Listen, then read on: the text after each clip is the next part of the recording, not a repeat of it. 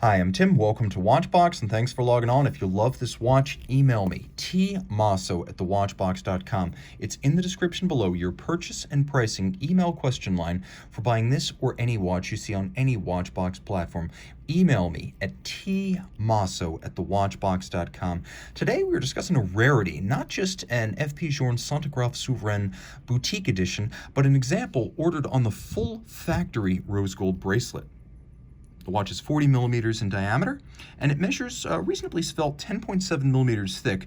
The dimensions begin to yawn and grow as we move outward, however. It's still 48 millimeters from lug tip to lug tip. That's standard for this case size. But with the end links of the bracelet, now we have a watch that is a whopping 56.4 millimeters across the wrist. And all of a sudden, we take a watch that normally wears well on a wrist as small as 13.5 centimeters circumference, and it's a little bit more like wearing an offshore from Audemars Piguet. My wrist is 16 centimeters in circumference, and you can see this is pushing out all the way to the edge of my wrist. It really is out there.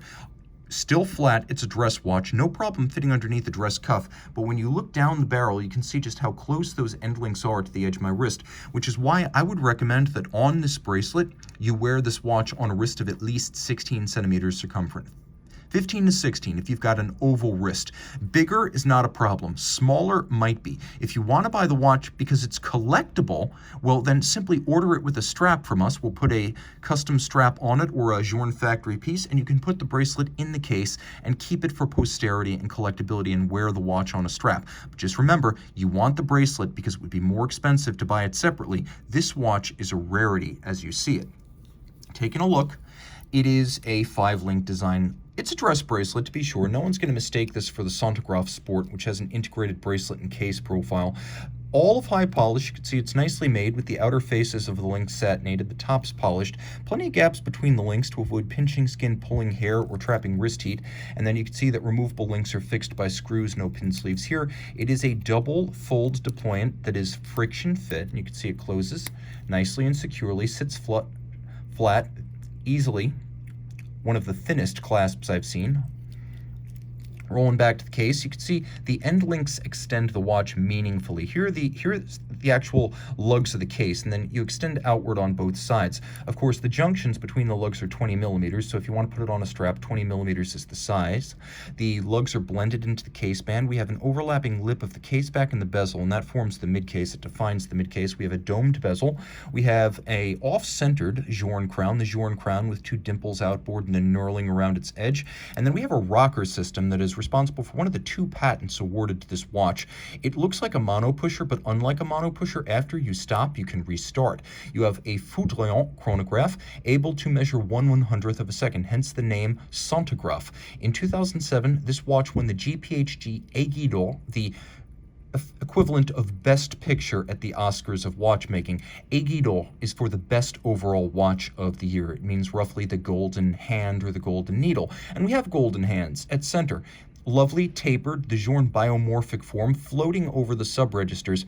You can see this is the boutique edition, combination of black dial and rose gold case that was inaugurated in 2009, exclusive to Journe boutiques. The bezel surrounding the sub-registers is polished steel, and you can see black polished, held in place by dial side black polished bolts.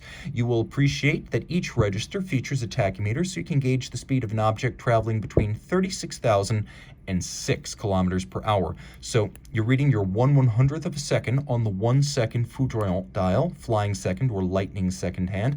Then you have a 20-second register, and then you have a 10-minute register, and that 10-minute register is the largest on the dial. Flip it all over. Let's open up this bracelet and clasp so you can better see.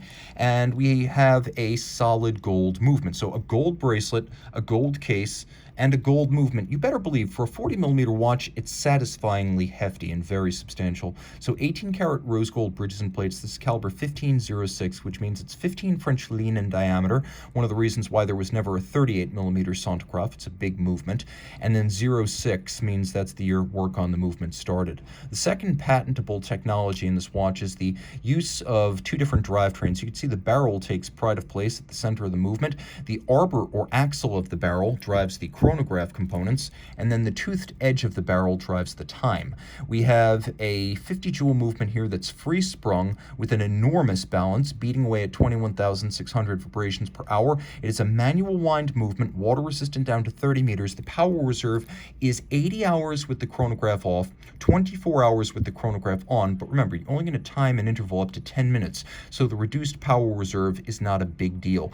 It's also important to note why Journe chose to drive the two different trains off different parts of the barrel. On a conventional chronograph, when you start the chronograph, typically the balance will lose about 30 degrees of amplitude, which slows the chronograph as well as the timekeeping. By driving the two different functions off different parts of the barrel, Journe reduces the power reserve, but manages to avoid the loss of balance amplitude, so it remains an outstanding timekeeper even with the chronograph running. And a rarity, boutique edition on a full bracelet. Reach out to Team Mosso at thewatchbox.com for purchase and pricing details.